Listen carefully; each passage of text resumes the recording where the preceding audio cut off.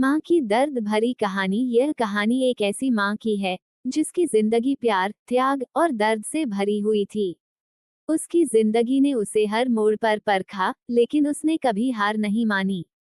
ये कहानी सिर्फ एक माँ की नहीं, बल्कि उन सभी माताओं की कहानी है जो अपने बच्चों के लिए अपना सर्वस्व त्याग देती हैं, फिर भी उनकी भावनाओं और त्यागों को अक्सर समझा नहीं जाता। मीरा, इस कहानी की मुख्य पात्र, एक छोटे से गांव में पैदा हुई थी। उसकी शादी बहुत कम उम्र में ही कर दी गई थी और जल्द ही वह एक बड़ी जिम्मेदारी का सामना कर रही थी, मां बनने की। मीरा ने अपनी शादी को एक नए सफर की तरह देखा, जिसमें उसने अपने सारे सपने और इच्छाओं को अपने परिवार के लिए छोड़ दिया। उसकी दुनिया उसके पति और बच्चों तक ही सीमित हो गई थी। मीरा का पति रमेश एक किसान था।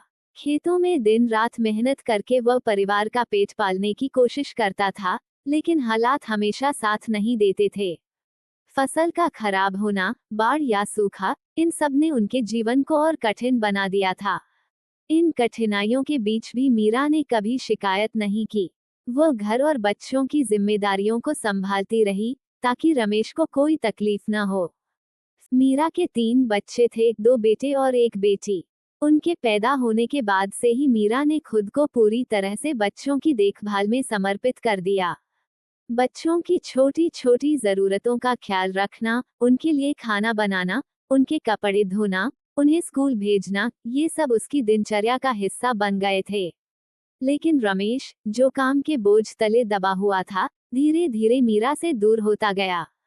उसकी बेरुखी ने मीरा के दिल को कई बार तोड़ा, लेकिन उसने अपने बच्चों के लिए सब सहन किया। उसका मानना था कि एक माँ का कर्तव्य अपने बच्चों की देखभाल करना है, चाहे उसके अपने जीवन में कितनी भी परेशानियां क्यों न हो। मीरा को कभी कभी ऐसा लगता था कि उसके त्याग और समर्पण को उसके अपने ही परिवार द्वारा अनदेखा किया जा रहा है। रमेश तो बाहर के कामों में उलझा रहता था, लेकिन उसके बच्चे भी बड़े होते होते उसकी भावनाओं को समझने में असमर्थ थे। वे अपनी जरूरतों के हिसाब से ही माँ को याद करते, और मीरा की खुद की इच्छाएं और जरूरतें पीछे छूटती गईं। समय बीतता गया और बच्चे बड़े होने लगे। सबसे बड़ा बेटा रवि पढ़ाई पूरी करके शहर में नौकरी करने चला गया। बेटी पायल की शादी कर दी गई और छोटा बेटा सुमित भी अब कॉलेज में था। मीरा को लगा था कि जब बच्चे बड़े हो जाएंगे तो शायद उसका जीवन थोड़ा आसान हो जाएगा, लेकिन ऐसा नहीं हुआ। रवि ने नौकरी के बाद धीरे धीरे अपनी माँ से दूरी बना ली। उसे अब गांव की जिंदगी और अपनी माँ का संघर्ष नजर नहीं आता था। वो अब अपने शहर की चमक दमक में खो गया था। फोन पर भी उससे बात करने में अन्ना सा रहता।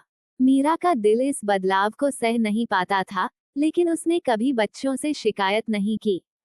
पायल की शादी के बाद ससुराल वाले उसे काम में उलझाए रखते थे, जिससे वह भी अपनी माँ से दूर होती चली गई।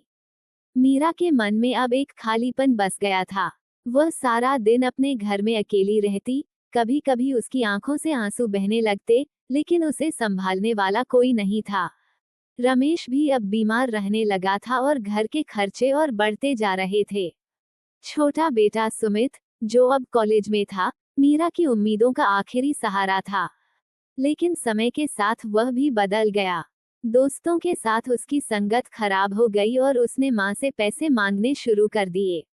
अगर मीरा मना करती, तो वह गुस्से में चिल्लाने लगता और कई बार उसे अपमानित भी करता।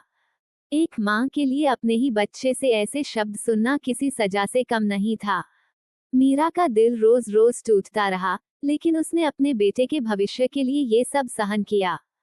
मीरा ने अपने जीवन का हर पल अपने परिवार को समर्पित किया था, लेकिन अब उसके पास कुछ भी नहीं बचा था, न उसका सम्मान, न उसकी खुशियां, न उसका स्वाभिमान। उसने सब कुछ अपने बच्चों और परिवार के लिए त्याग दिया था, लेकिन बदले में उसे सिर्फ उपेक्षा और अपमान ही मिला। मीरा की तबीयत धीरे धीरे खराब होने लगी थी, लेकिन उसने कभी किसी से इसका जिक्र नहीं किया। उसे डर था कि कहीं उसके बच्चों पर और बोझ न पड़ जाए। एक दिन जब उसका दर्द असहनीय हो गया, तो उसने सुमित से डॉक्टर के पास ले जाने को कहा। लेकिन सुमित ने उसकी बात को हल्के में लिया और कहा, अभी टाइम नहीं है माँ, बाद में देख लूंगा। मीरा के लिए ये शब्द उसके दिल पर आखिरी चोट साबित हुए। उसने अपने दर्द को और सहने की कोशिश की, लेकिन उसकी हालत और बिगड़ती चली गई। आखिरकार एक रात, जब घर में सब सो रहे थे, मीरा का शरीर उस दर्द को सहन नहीं कर पाया और वह हमेशा के लिए इस दुनिया को अलविदा कह गई। मीरा के जाने के बाद घर में सन्नाटा पसर गया। सुमित ने जब सुबह मां को जगाने की कोशिश की, तो उसे समझ में आया कि वह अब इस दुनिया में नहीं है। उसने रोते हुए अपने भाई बहनों को खबर दी। रवि और पायल तुरंत घर पहुंचे, लेकिन तब तक बहुत देर हो चुकी थी। मीरा के जाने के बाद उसके बच्चों को एहसास हुआ कि उन्होंने अपनी मां के त्याग और प्यार को कभी समझा ही नहीं। उन्हें अब अपनी गलतियों का एहसास होने लगा था, लेकिन अब कुछ बदलना संभव नहीं था। मां के बिना उनका घर खाली खाली लगने लगा था, जैसे उस घर की आत्मा ही चली गई हो। मीरा की कहानी हमें ये सिखाती है कि मां का प्यार और त्याग अनमोल होता है। हम अक्सर अपनी जिंदगी की भागदौड़ में उनकी भावनाओं को नजरअंदाज कर देते हैं, लेकिन जब तक हमें उनकी कद्र होती है, तब तक बहुत देर हो चुकी होती है। एक मां की असली महत्ता उसके जाने के बाद ही समझ आती है, लेकिन तब तक वो हमें हमेशा के लिए छोड़ चुकी होती है।